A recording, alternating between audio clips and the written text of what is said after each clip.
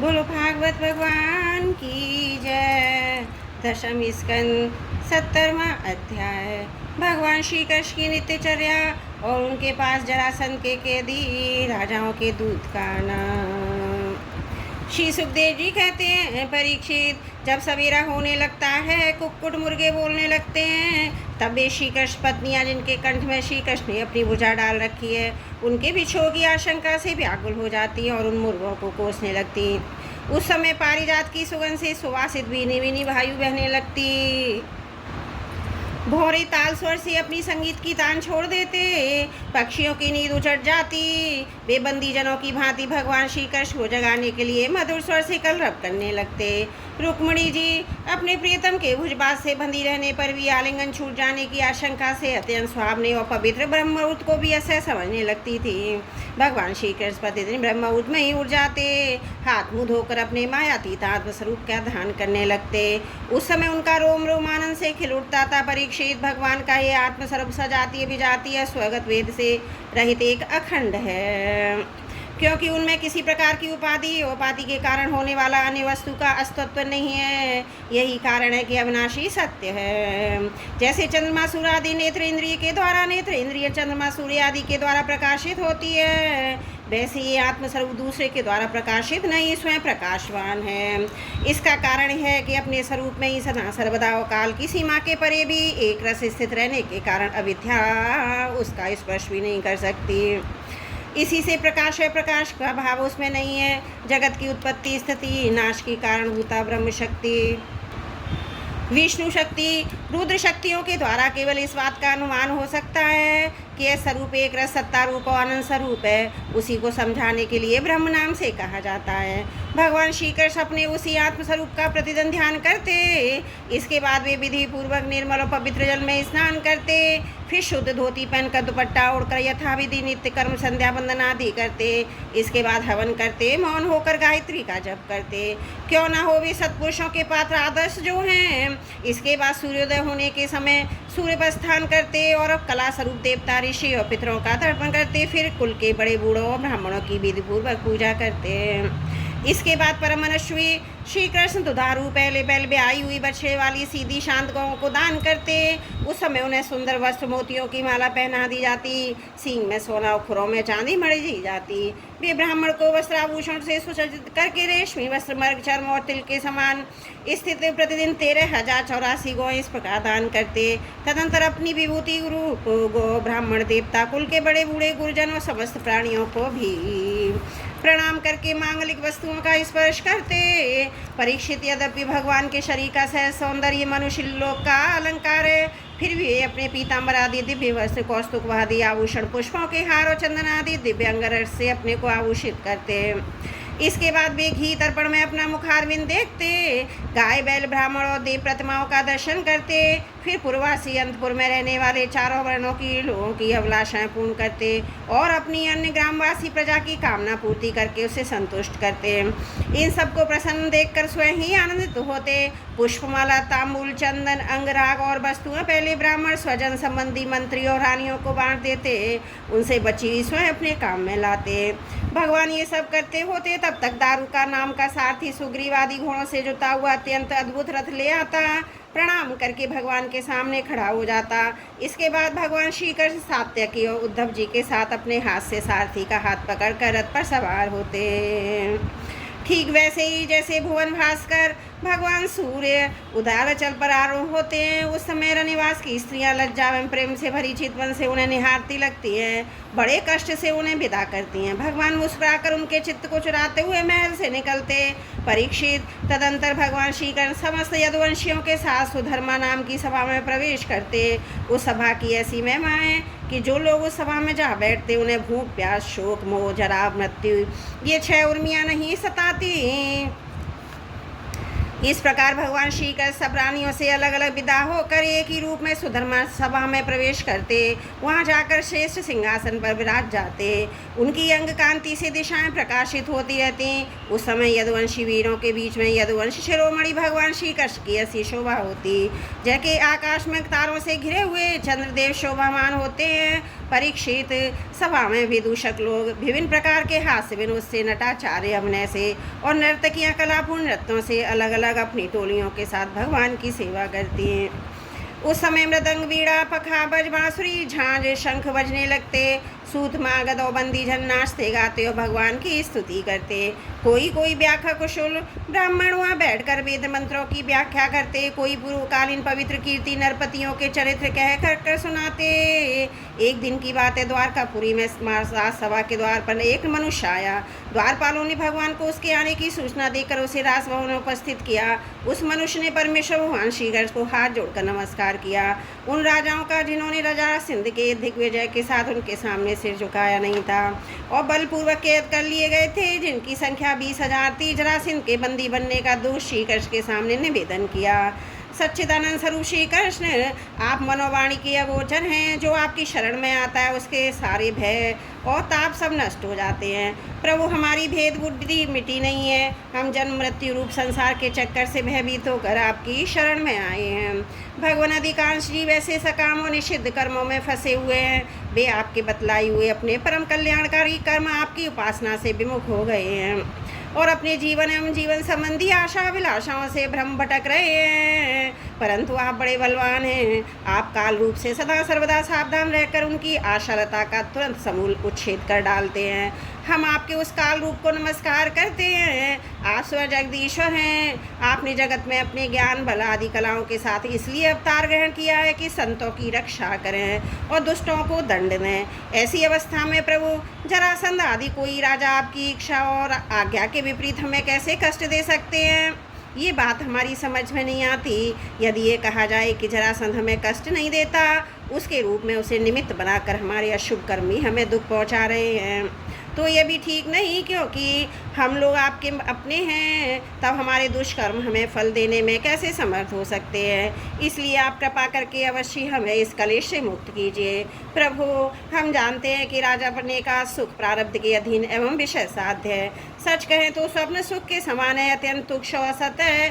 साथ ही उस सुख को भोगने वाला यह शरीर भी एक प्रकार से मुर्दा ही है और इसके पीछे सदा सर्वदा सैकड़ों प्रकार के भय लगे रहते हैं। परंतु हम तो इसी के द्वारा जगत के अनेकों भार ढो रहे हैं और यही कारण है कि हमने अंतकरण के निष्काम भाव और निसंकल्प स्थिति से प्राप्त होने वाले आत्म सुख का परित्याग कर दिया। सचमुच हम अत्यंत अज्ञानी हैं। आपकी माया के फंदे में फंसकर कलेश पर कलेश भोगते जा रहे हैं। भगवान, आपके चरण कमल शरणागत पुरुषों के समस्त शोक और मोह को नष्ट कर देने वाले हैं। इसलिए आप ही जरासंध रूप कर्मों के बंधन से हमें छुड़ाइए। प्रभु, यह अकेला ही 10,000 हाथियों की शक्ति रखता है। हम लोगों को उसी प्रकार बंदी बनाए हुए है जैसे सिंह भेड़ों को घेर रखे हैं। चक्रपाणी, आपने 18 बार जरासंध से युद्ध किया और 17 बार उसका मान मर्दन करके उसे छोड़ दिया, परंतु एक बार उसने आपको जीत लिया। हम जानते हैं आपकी शक्ति, आपका बल पौरुष अनंत है। फिर भी मनुष्यों का सा आचरण करते हुए आपने हारने का अभिनय किया, परंतु इसी से उसका घमंड बढ़ गया। हे अजित, अब वह जानकर हम लोगों को और भी सताता है कि हम आपके भक्त हैं, आपकी प्रजा हैं। अब आपकी जैसी इच्छा हो वैसा कीजिए। दूत ने कहा, भगवान, जरासंध के बंदी नरपतियों ने इस प्रकार आपसे प्रार्थना की है। वे आपके चरण कमलों की शरण में हैं और आपका दर्शन करना चाहते हैं। आप कृपा करके उन दीनों का कल्याण कीजिए। श्री सुखदेव जी कहते हैं, परीक्षित, राजाओं का दूत इस प्रकार कह ही रहा था कि परम तेजस्वी देवर्षि नारद जी वहाँ पहुँचे। उनकी सुनहरी जटाएं चमक रही थी। उन्हें देखकर ऐसा मालूम हो रहा था मानो साक्षात भगवान सूर्य उदय हो गए हों। ब्रह्मा आदि समस्त लोकपालों के एकमात्र स्वामी भगवान श्री कृष्ण ने देखते ही सभासदों और सेवकों के द्वारा हर्षित होकर उठ खड़े हुए, सिर झुकाकर उनकी वंदना करने लगे। जब देवर्षि नारद आसन स्वीकार करके बैठ गए, तब भगवान ने उनकी विधि पूर्वक पूजा की और अपनी श्रद्धा से उनको संतुष्ट करते हुए मधुर वाणी से बोले, देवर्षि, इस समय तीनों लोकों में कुशल मंगल तो है ना? आप तीनों लोकों में विचरण करते रहते हैं, इससे हमें बहुत बड़ा लाभ है। घर बैठे सबका समाचार मिल जाता है। ईश्वर के द्वारा रचे हुए तीनों लोकों में ऐसी कोई बात नहीं जिसे आप न जानते हो। अतः हम आपसे यह जानना चाहते हैं कि युधिष्ठिर और आदि पांडव इस समय क्या करना चाहते हैं। देवर्षि नारद जी ने कहा, सर्वव्यापक अनंत, आप विश्व के निर्माता और इतने इतने बड़े मायावी हैं कि बड़े बड़े मायावी ब्रह्मा जी आप आदि को माया का पार नहीं पा सकते। प्रभु आप सबके घट घट में अपनी अचिंत्य शक्ति से व्याप्त रहते हैं, ठीक वैसे ही जैसे अग्नि लकड़ियों में अपने छिपाए रखता है। लोगों की दृष्टि सतों गुणों पर ही अटक जाती है, इससे आपको वे दिख नहीं पाते। मैंने एक बार नहीं अनेकों बार आपकी माया देखी है, इसलिए आप यों जो जानकर बनकर पांडवों का समाचार पूछते हैं, इससे मुझे कोई कौतूहल नहीं हो रहा है। भगवान आप अपनी माया से इस जगत की रचना संहार करते हैं। आपकी माया के कारण ये असत्य होने पर भी सत्य के समान प्रतीत होता है। आप कब क्या करना चाहते हैं ये बात भली भांति कौन समझ सकता है। आपका स्वरूप सर्वदा अचिंतनीय है। मैं तो केवल बार बार आपको नमस्कार करता हूँ। शरीर और इससे संबंध रखने वाली वासनाओं में फंसकर जीव जन्म मृत्यु के चक्कर में भटकता रहता है तथा यही जानता है कि मैं शरीर से कैसे मुक्त हो सकता हूँ। वास्तव में उसी के हित के लिए आप नाना प्रकार के लीला अवतार ग्रहण करके अपने पवित्र यश का दीपक जला लेते हैं, जिसके सारे ये सब अनर्थकारी शरीर से मुक्त हो सके। इसलिए मैं आपकी शरण में हूँ प्रभु। आप स्वयं परब्रह्म में तथापि मनुष्यों की सी लीला का नाट्य करते हुए मुझसे पूछ रहे हैं। इसलिए आपके फुफेरे भाई और प्रेमी भक्त राजा युधिष्ठिर क्या करना चाहते हैं यह बात मैं आपको सुनाता हूँ। इसमें संदेह नहीं कि ब्रह्मलोक में किसी को जो भोग प्राप्त हो सकता है वह राजा युधिष्ठिर यही प्राप्त है। उन्हें किसी वस्तु की कामना नहीं है, फिर भी श्रेष्ठ यज्ञराजसूय द्वारा आपकी प्राप्ति के लिए आपकी आराधना करना चाहते हैं। आप कृपा करके उनकी सब आशा का अनुमोदन कीजिए। भगवान उस श्रेष्ठ यज्ञ में आपका दर्शन करने के लिए बड़े बड़े देवता यशस्वी नरपति गण एकत्र होते हैं। प्रभु आप स्वयं विज्ञान आनंद घन ब्रह्म हैं। आपके श्रवण कीर्तन और ध्यान करने मात्र से अंतर्ज्य भी पवित्र हो जाते हैं। फिर जो आपका दर्शन और स्पर्श करने से संबंध में तो कहना ही क्या है। त्रिभुवन मंगल आपकी निर्मल कीर्ति समस्त दिशाओं में छा रही है तथा स्वर्ग पृथ्वी पाताल में व्याप्त हो रही है। ठीक वैसे ही जैसे आपकी चरणामृत धारा स्वर्ग में मंदाकिनी, पाताल में भोगवती, मृत्युलोक में गंगा के नाम से प्रभावित होकर सारे विश्व को प्रभावित कर रही है। श्री सुखदेव जी कहते हैं, परीक्षित सभा में जितने यदुवंशी बैठे थे वे सब इस बात के लिए अत्यंत उत्सुक हो रहे थे कि पहले जरासंध पर चढ़ाई करके उसे जीत लिया जाए। अतः उन्हें नारद जी की बात पसंद न आई। तब ब्रह्मा आदि के शासक भगवान श्री कृष्ण ने तनिक मुस्कराकर बड़ी मीठी वाणी में उद्धव जी से कहा, भगवान कृष्ण ने कहा, उद्धव तुम मेरे हितैषी सुहृदो, शुभ सम्मति देने वाले, कार्य के तत्व को भली भांति समझने वाले हो, इसलिए हम तुम्हें अपना उत्तम नेत्र मानते हैं। अब तुम ही बताओ कि इस विषय में हमें क्या करना चाहिए। तुम्हारी बात पर हमारी श्रद्धा है, इसलिए हम तुम्हारी सलाह के अनुसार ही काम करेंगे। जब उद्धव जी ने देखा कि भगवान श्री कृष्ण सर्वज्ञ होने पर भी अनजान की तरह सलाह पूछ रहे हैं, तब भी उनकी आज्ञा शिरोधार्य करके बोले, बोलो भागवत भगवान की जय। दशम स्कंद 70वां अध्याय समाप्त। त्रुटियों के लिए क्षमा प्रार्थी हूँ। बोलो भागवत भगवान की जय। दशम स्कंद 71वां अध्याय। श्री कृष्ण भगवान का इंद्रप्रस्थ पधारना। श्री सुखदेव जी कहते हैं, परीक्षित भगवान श्री कृष्ण के वचन सुनकर महामती उद्धव जी ने देवर्षि नारद सभासद और भगवान श्री कृष्ण के मत पर विचार किया। फिर वे कहने लगे, उद्धव जी ने कहा, भगवान देवर्षि नारद जी भी आपको सलाह दी है कि फुफेरे भाई पांडवों के राजसूय युग में सम्मिलित होकर उनकी सहायता करनी चाहिए। उनका यह कथन ठीक ही है, साथ ही यह भी ठीक है, शरणागतों की रक्षा अवश्य कर्तव्य है। प्रभु जब हम इस दृष्टि से विचार करते हैं, राजसूय यज्ञ वही कर सकता है जो दसों दिशाओं में विजय प्राप्त हो ले, तब हम इस निर्णय पर बिना किसी दुविधा के पहुंच जाते हैं कि पांडवों की यज्ञ, शरणागतों की रक्षा, दोनों कामों के लिए जरासंध को जीतना आवश्यक है। प्रभु केवल जरासंध को जीत लेने से हमारा महान उद्देश्य सफल हो जाएगा, साथ ही उससे बंदी राजाओं की मुक्ति और उसके कारण आपको स्वर्ग की भी प्राप्ति हो जाएगी। राजा जरासंध बड़े बड़े लोगों के भी दांत खट्टे कर देता है, क्योंकि 10,000 हाथियों का बल उसे प्राप्त है। उसे यदि हरा सकते हैं तो केवल भीमसेन, क्योंकि वे भी वैसे ही बली हैं। उसे आपके सामने के युद्ध में एक वीर जीत ले, ये सबसे अच्छी बात है। 100 अक्षौणियों सेना लेकर जब वह युद्ध के लिए खड़ा होगा, उस समय उसे जीतना आसान न होगा। जरासंध बहुत बड़ा ब्राह्मण भक्त है। यदि ब्राह्मण उससे किसी बात की याचना करते हैं तो कभी कोरा जवाब नहीं देता। इसलिए भीमसेन ब्राह्मण के वेश में जाएं और उससे युद्ध की भिक्षा मांगें। भगवान इसमें संदेह नहीं कि यदि आपकी उपस्थिति में भीमसेन और जरासंध का द्वंद्व युद्ध हो तो भीमसेन उसे मार डालेंगे। प्रभु आप सर्वशक्तिमान हैं, रूप रहित काल स्वरूप हैं। विश्व की सृष्टि प्रलय आपकी ही शक्ति होती है। ब्रह्मा और शंकर तो उसमें निमित्त मात्र हैं। इसी प्रकार जरासंध का वध तो होगा आपकी शक्ति से, भीमसेन केवल अपने निमित्त मात्र बनेंगे। जब इस प्रकार आप जरासंध का वध कर डालेंगे, तब कैद में पड़े हुए राजाओं की रानियां अपने महलों में आपकी इस विशुद्ध लीला का गान करेंगी। आपके उनके शत्रु का नाश कर दिया, उनके प्राणपतियों को छुड़ा दिया, वैसे ठीक है जैसे गोपियां शंखचूड़ से छुड़ाने की लीला का आपके शरणागत मुनिगण गजेंद्र और जानकी जी की उद्धार की लीला का हम लोग अपने माता पिता को कंस के कारागार से छुड़ाने की लीला का गान करते हैं। इसलिए प्रभु जरासंध का वध स्वयं बहुत से प्रयोजन सिद्ध कर देगा। बंदी नरपतियों के पुण्य परिणाम से अथवा जरासंध के पाप परिणाम से सच्चिदानंद स्वरूप श्री कृष्ण आप भी तो इस समय राजसूय यज्ञ का होना ही पसंद करते हैं, इसलिए पहले आप वहीं पधारिए। श्री सुखदेव जी कहते हैं, परीक्षित उद्धव जी की यह सलाह सब प्रकार से हित करो निर्दोष थी। देवर्षि नारद यदुवंश के बड़े बूढ़े और स्वयं भगवान श्री कृष्ण ने भी उनकी बात का समर्थन किया। अब अंतर्यामी भगवान श्री कृष्ण ने वसुदेव आदि गुरुजनों से अनुमति लेकर दारुक जैत्र आदि सेवकों को इंद्रप्रस्थ जाने की तैयारी करने के लिए आज्ञा दी। इसके बाद भगवान श्री कृष्ण ने यदुराज उग्रसेन और बलराम जी से आज्ञा लेकर बाल बच्चों के साथ रानियां उनके सब सामानों को आगे चला दिया। फिर दारुक के लाए हुए गरुड़ ध्वज रथ पर स्वयं सवार हुए। इसके बाद रथों, हाथियों, घुड़सवारों, पैदलों की बड़ी भारी सेना के साथ उन्होंने प्रस्थान किया। उस समय मृदंग, नगारे, ढोल, शंख, नरसिंगी की ऊंची ध्वनि से दसों दिशाएं गूंज उठी। सती शिरोमणि रुक्मिणी जी आदि सहस्त्रों श्री कृष्ण पत्नी अपनी संतानों के साथ सुंदर सुंदर वस्त्राभूषण, चंद्ररंग, राग और पुष्पों के हार आदि से सज कर डोलियां, रथों, सोने की बनी हुई पालकियों में चढ़कर अपने पतिदेव भगवान श्री कृष्ण के पीछे पीछे चलीं। पैदल सिपाही हाथों में ढाल तलवार लेकर उनकी रक्षा करते हुए चल रहे थे। इसी प्रकार अनिचरों की स्त्रियां और भी वीरांगनाएं भली भांति श्रृंगार करके खस आदि की झोपड़ियां, भांति भांति की तंबुओं, कनातों, कंबलों, ओढ़ने बिछाने आदि की सामग्रियों को बैलों, भैंसों, गधों, खच्चरों पर लाद कर तथा स्वयं पालकी, ऊंट, छकड़ों, हथनियों पर सवार होकर चली। जैसे मगरमच्छों, लहरों की उछलकू से शुद्ध समुद्र की शोभा होती है, ठीक वैसे ही अत्यंत कोलाहल से परिपूर्ण फहराती हुई बड़ी बड़ी पताकाओं, छत्रों, चवरों, शेष अस्त्र शस्त्रों, वस्त्राभूषणों, मुक्टों, कवचों दिन के उन पर चढ़ पड़ती है। सूर्य की किरणों से भगवान श्री कृष्ण की सेना अत्यंत शोभामान हुई।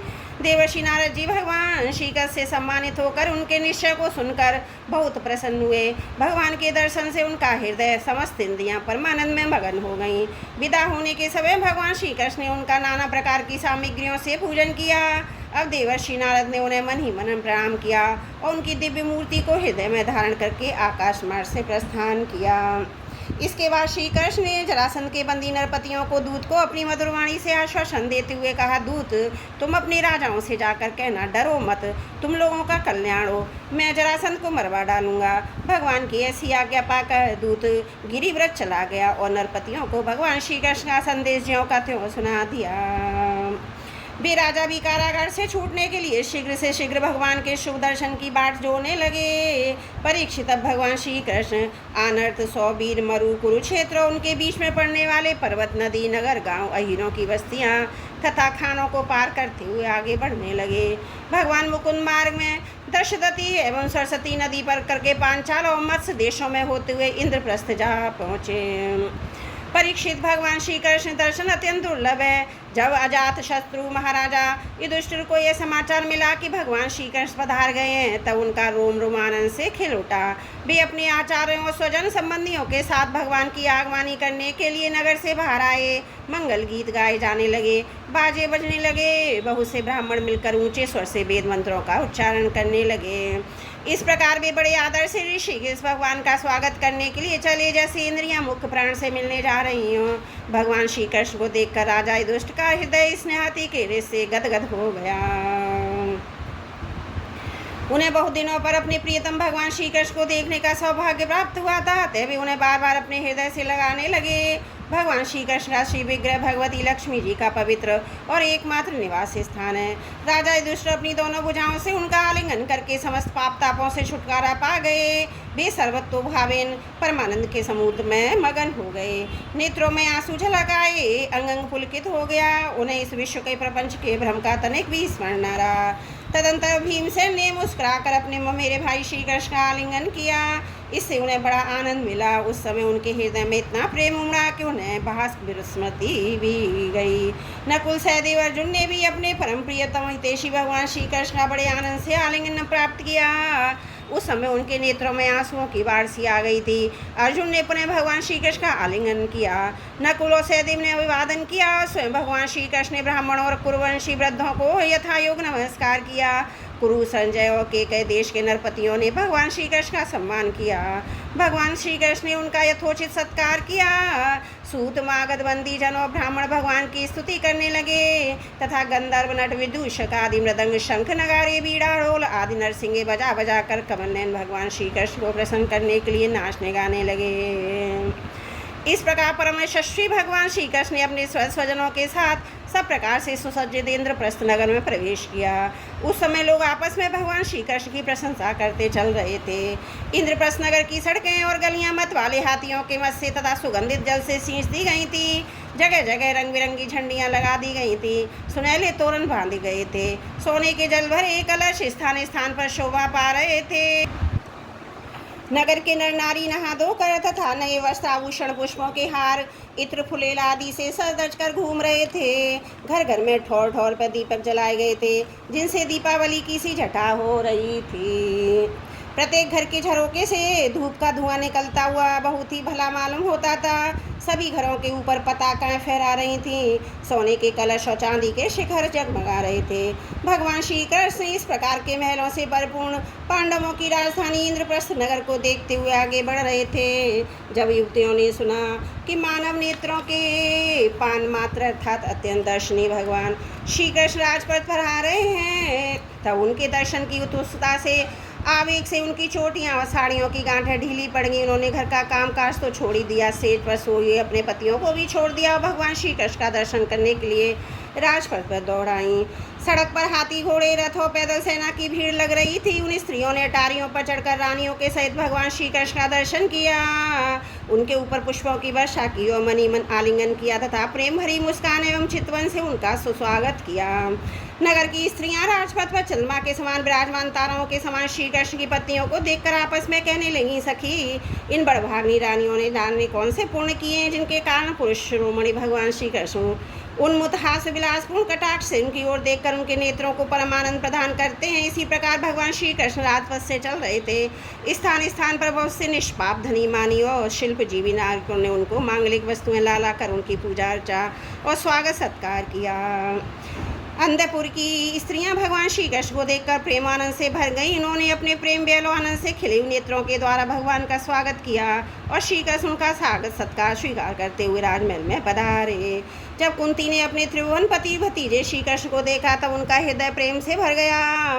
वे पलंग से उठकर अपनी पुत्र वधू द्रौपदी के साथ आगे गई और भगवान श्री कृष्ण को हृदय से लगा लिया। देव देवेश्वर भगवान श्री कृष्ण को राजमहल के अंदर लाकर राजा युधिष्ठिर आदर भाव और आनंद के उद्रेक से आत्मविस्मृत हो गए। उन्हें इस बात की भी सुधि न रही कि किस क्रम से भगवान की पूजा करनी चाहिए।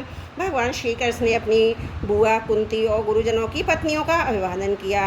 उनकी बहन सुभद्रा और द्रौपदी ने भगवान को नमस्कार किया। अपनी सास कुंती की प्रेरणा से द्रौपदी ने वस्त्राभूषण माला आदि के द्वारा रुक्मिणी, सत्यभामा, भद्रा, जाम्बती, कालिंदी, मित्रविंदा, लक्ष्मणा और परम साध्वी सत्या भगवान श्री कृष्ण की इन 6 पटरानियों को आई हुई श्री कृष्ण की अनन्य रानियों का भी यथायोग सत्कार किया। धर्मराज युधिष्ठिर ने भगवान श्री कृष्ण को उनकी सेना, सेवक, मंत्री, पत्नियों के साथ ऐसे स्थान पर ठहराया जहाँ उन्हें नित्य नई नई सुख की सामग्रियाँ प्राप्त हों। अर्जुन के साथ रहकर भगवान श्री कृष्ण ने खांडव वन का दाह करवा कर अग्नि को तृप्त किया था और मायासुर को उससे बचाया था। परीक्षित, उस मायासुर ने धर्मराज युधिष्ठिर के लिए भगवान की आज्ञा से एक दिव्य सभा तैयार कर दी। भगवान श्री कृष्ण राजा युधिष्ठिर को आनंदित करने के लिए महीनों तक इंद्रप्रस्थ में ही रहे। वे समय समय पर अर्जुन के साथ रथ पर सवार होकर विहार करने के लिए इधर उधर चले जाया करते थे। उस समय बड़े बड़े वीर सैनिक भी उनकी सेवा के लिए साथ साथ जाते थे। बोलो भागवत भगवान की जय। 10वां स्कंद 71वां अध्याय। त्रुटियों के लिए क्षमा प्रार्थी हूँ। बोलो भागवत भगवान की जय। 10वां स्कंद 72वां अध्याय। पांडवों के राजसूय का आयोजन और जरासंध का उद्धार। श्री सुखदेव जी कहते हैं, परीक्षित, एक दिन महाराज युधिष्ठिर बहुत से मुनियों, ब्राह्मणों, क्षत्रियों, वैश्यों, भीमसेन आदि भाइयों, आचार्यों, कुल के बड़े बूढ़े, जाति बंधुओं, संबंधियों, कुटुंबियों के साथ राजसभा में बैठे हुए थे। उन्होंने सबके सामने ही भगवान श्री कृष्ण को संबोधित करके यह बात कही।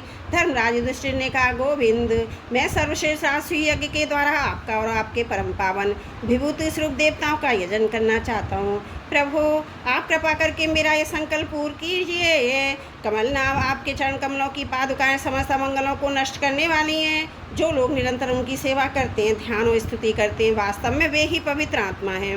वे जन्म मृत्यु के चक्कर से छुटकारा पा जाते हैं और यदि वे सांसारिक विषयों की अभिलाषा करें तो उनकी भी प्राप्ति हो जाती है। परंतु जो आपके चरण कमलों की शरण ग्रहण नहीं करते, उन्हें मुक्ति तो मिलती ही नहीं, सांसारिक भोग भी नहीं मिलते। देवताओं के भी आराध्य थे। मैं चाहता हूँ कि संसारी लोग आपके चरण कमलों की सेवा का प्रभाव देखें। प्रभु, कुरुवंशियों, संजयवंशी नरपतियों में जो लोग आपका भजन करते हैं और जो नहीं करते, उनका अंतर आप जनता को दिखला दीजिए। प्रभु, आप सबके आत्मा समदर्शी और स्वयं आत्मानंद के साक्षात्कार हैं। स्वयं ब्रह्म में, आप में, ये मैं हूँ, ये दूसरा, ये अपना है, ये पराया, इस प्रकार का भेदभाव नहीं है। फिर भी जो आपकी सेवा करते हैं, उन्हें उनकी भावना के अनुसार फल मिलता ही है। ठीक वैसे ही जैसे कल्प वृक्ष की सेवा करने वाले को उस फल में तो न्यूनाधिकता होती है, वह तो न्यूनाधिक सेवा के अनुरूप ही होती है। इससे आप में विषमता और निर्दयता आदि दोष नहीं आते। भगवान श्री कृष्ण ने कहा, शत्रु विजयी धर्मराज, आपका निश्चय बहुत ही उत्तम है। राजसूय यज्ञ करने से समस्त लोकों में आपकी मंगलमयी कीर्ति का विस्तार होगा। राजन, आपका यह महायज्ञ ऋषियों, पितरों, देवताओं, सगे संबंधियों, हमें और कहाँ तक कहें, समस्त प्राणियों को अविष्ट है। महाराज, पृथ्वी के समस्त नरपतियों को जीत कर सारी पृथ्वी को अपने वश में करके यज्ञ उचित संपूर्ण सामग्री एकत्रित करके फिर इस महायज्ञ का अनुष्ठान करना चाहिए। महाराज, आपके चारों भाई वायु, इंद्राज, लोकपालों के अंश से पैदा हुए हैं। वे सब के सब बड़े वीर हैं। आप तो परम मनस्वी और संयम भी हैं ही। आप लोगों ने अपने सद्गुणों से मुझे अपने वश में कर लिया है। जिन लोगों ने अपनी इंद्रियों को अपने मन में वश में कर लिया है, वे मुझे अपने वश में नहीं कर सकते। संसार में कोई बड़े से बड़ा देवता भी तेज, यश, लक्ष्मी, सौंदर्य, ऐश्वर्य आदि के द्वारा मेरे भक्त का तिरस्कार नहीं कर सकता। फिर कोई राजा उसका तिरस्कार कर दे, इसकी तो संभावना ही क्या है। श्री सुखदेव जी कहते हैं, परीक्षित, भगवान की बात सुनकर महाराजा युधिष्ठिर का हृदय आनंद से भर गया। उनका मुख कमल प्रफुल्लित हो गया। अब उन्होंने अपने भाइयों को दिग्विजय करने का आदेश दिया। भगवान श्री कृष्ण ने पांडवों में अपनी शक्ति का संचार करके उनको अत्यंत प्रभावशाली बना दिया। धर्मराज युधिष्ठिर ने संजयवंशी वीरों के साथ सहदेव को दक्षिण दिशा में दिग्विजय करने के लिए भेजा। नकुल को मत्स्य देशीय वीरों के साथ पश्चिम में, अर्जुन को केकय देशीय वीरों के साथ उत्तर में और भीमसेन को मध्य देशीय वीरों के साथ पूर्व दिशा में दिग्विजय करने का आदेश दिया। परीक्षित, उन भीमसेन आदि वीरों ने अपने बल पौरुष से सब ओर के नरपतियों को जीत लिया और यज्ञ करने के लिए उद्धत महाराजा युधिष्ठिर को अपना बहुत सा धन ला कर दिया। जब महाराज युधिष्ठिर ने ये सुना कि अब तक जरासंध पर विजय नहीं प्राप्त की जा सकी, तब भी चिंता में पड़ गए। उस समय भगवान श्री कृष्ण ने उन्हें यही उपाय कह सुनाया कि जो उद्धव जी ने बतलाया था। परीक्षित, इसके बाद भीमसेन, अर्जुन, भगवान श्री कृष्ण ये तीनों ही ब्राह्मण का वेश धारण करके गिरिव्रज गए। वहीं जरासंध की राजधानी थी। राजा जरासंध ब्राह्मणों का भक्त और ग्रस्तोचित धर्मों का पालन करने वाला था। उपरोक्त तो तीनों क्षत्रिय ब्राह्मण का वेश धारण करके अतिथि अभ्यागतों के सत्कार के समय जरासंध के पास गए। उससे इस प्रकार याचना की, राजन, आपका कल्याण हो। हम तीनों आपके अतिथि हैं और बहुत दूर से आ रहे हैं। अवश्य हम कहाँ किसी विशेष प्रयोजन से आए हैं, इसलिए हम आपसे जो कुछ चाहते हो आप हमें अवश्य दीजिए। तितिक्षु पुरुष क्या नहीं कर सकते, दुष्ट पुरुष बुरा से बुरा क्या नहीं कर सकते, उदार पुरुष क्या सिर नहीं दे सकते। समदर्शी के लिए पराया कौन है। पुरुष स्वयं समर्थ होकर भी इस नाशवान शरीर से ऐसे अविनाशी यश का संग्रह नहीं करता जिसका बड़े बड़े सत्पुरुष भी गान करें। सच पूछिए तो जितनी उसकी जिंदगी जिंदा की जाए उतनी उसका जीवन शोक करने योग्य है। राजन, आप तो जानते ही होंगे, राजा हरिश्चंद्र रंती देव केवल अन्न के दाने बीन चुनकर निर्वाह करने वाले महात्मा मुदगल, शिवी, बलि, व्याध और कपोद आदि बहुत से व्यक्ति अतिथि को अपना सर्वस्व देकर इस नाशवान शरीर के द्वारा अविनाशी पद को प्राप्त हो चुके हैं। इसलिए आप भी हम लोगों को निराश मत कीजिए। श्री सुखदेव जी कहते हैं, परीक्षित, जरासंध ने उन लोगों की आवाज, शक्ल, सूरत, कलाइयों पर पड़े हुए धनुष की प्रत्यंचना की रगड़ के चिन्हों को देखकर पहचान लिया कि ये तो ब्राह्मण नहीं है, क्षत्रिय है। अब यह सोचने लगा कि ये कहीं ना देखा भी अवश्य है। फिर उसने मन ही मन विचार किया कि ये क्षत्रिय होने पर भी मेरे वैसे ब्राह्मण का वेश बना कर आए हैं। जब ये भिक्षा मांगने पर ही उतारू हो गए हैं, तब चाहे जो कुछ मांग ले मैं इन्हें दूंगा। याचना करने पर अपना अत्यंत प्यारा और दुस्तर शरीर देने में भी मुझे हिचकिचाहट न होगी। विष्णु भगवान ने ब्राह्मण का वेश धारण करके बलि का धन ऐश्वर्य सब कुछ छीन लिया। फिर भी बलि की पवित्र कीर्ति सब ओर फैली हुई है। आज भी लोग बड़े से आदर से उसका गान करते हैं। इसमें संदेह नहीं कि विष्णु भगवान ने देवराज इंद्र की राज्य लक्ष्मी बलि से छीनकर उन्हें लौटाने के लिए ब्राह्मण रूप धारण किया था। दैत्यराज बलि को यह बात मालूम हो गई थी। शुक्राचार्य ने उन्हें रोका भी, परंतु उन्होंने पृथ्वी का दान कर ही दिया। मेरा तो यह पक्का निश्चय है कि यह शरीर नाशवान है। इस शरीर से तो विपुल यश नहीं कमाता, तो क्षत्रिय ब्राह्मण के लिए जीवन नहीं धारण करता, उसका जीना व्यर्थ है। परीक्षित, सचमुच जरासंध की बुद्धि बड़ी उदार थी। उपयुक्त विचार करके उसने ब्राह्मण भेषधारी श्री कृष्ण, अर्जुन और भीमसेन से कहा, ब्राह्मणों, आप लोग मनचाही वस्तु मांग लें। आप चाहें तो मैं आप लोगों का अपना सिर भी दे सकता हूँ। भगवान श्री कृष्ण ने कहा, राजेंद्र, हम लोग अन्य के एक शुद्र ब्राह्मण नहीं हैं, क्षत्रिय हैं। हम आपके पास युद्ध के लिए आए हैं। यदि आपकी इच्छा हो तो हमें द्वंद्व युद्ध की भिक्षा दीजिए। देखो, ये पांडु पुत्र भीमसेन है और इनका भाई अर्जुन है। मैं इन दोनों का ममेरा भाई तथा आपका पुराना शत्रु कृष्ण हूँ।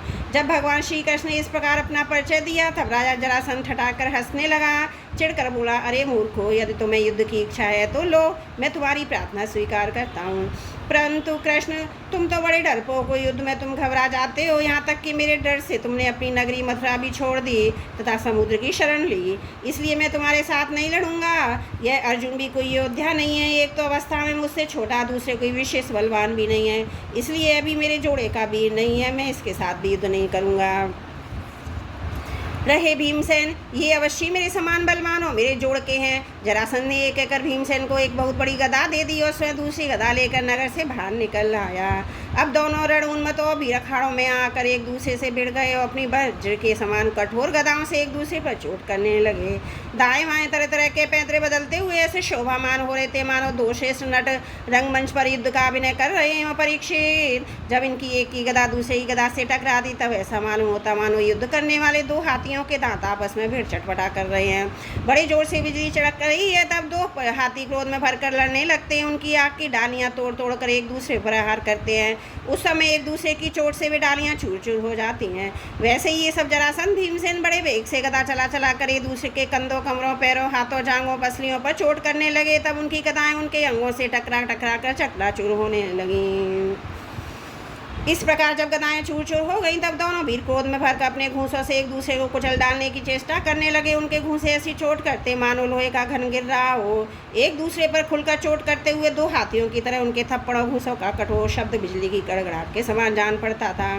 परीक्षित, जरासंध और भीमसेन दोनों की गदा युद्ध में कुशलता, बल, उत्साह समान थी। दोनों की शक्ति तनिक भी छीड़ नहीं थी। इस प्रकार लगातार पार करने रहने पर दोनों में से किसी को जीत या हार न हुई। दोनों वीर रात के समय मित्र के समान रहते। दिन में छूटकर एक दूसरे पर प्रहार करते रहे। लड़ते महाराज, इस प्रकार उनके लड़ते लड़ते 27 दिन बीत गए। प्रिय परीक्षित, 28वें दिन भीमसेन ने अपने ममेरे भाई श्री कृष्ण से कहा, श्री कृष्ण, मैं युद्ध में जरासंध को जीत नहीं सकता। भगवान श्री कृष्ण जरासंध के जन्म और मृत्यु का रहस्य जानते थे। यह भी जानते थे कि जरा राक्षसी ने जरासंध के शरीर के दो टुकड़ों को जोड़कर इसे जीवन दान दिया है। इसलिए उन्होंने भीमसेन के शरीर में अपनी शक्ति का संचार किया और जरासंध के वध का उपाय सोचा। परीक्षित, भगवान का ज्ञान अबाध है। अब उन्होंने उसकी मृत्यु का उपाय जानकर वृक्ष की डाली को बीचों बीच से चीर दिया और इशारे से भीमसेन को दिखाया। वीर शिरोमणि एवं परम शक्तिशाली भीमसेन ने भगवान श्री कृष्ण का अभिप्राय समझ लिया और जरासंध के पैर पकड़कर उसे धरती पर दे मारा।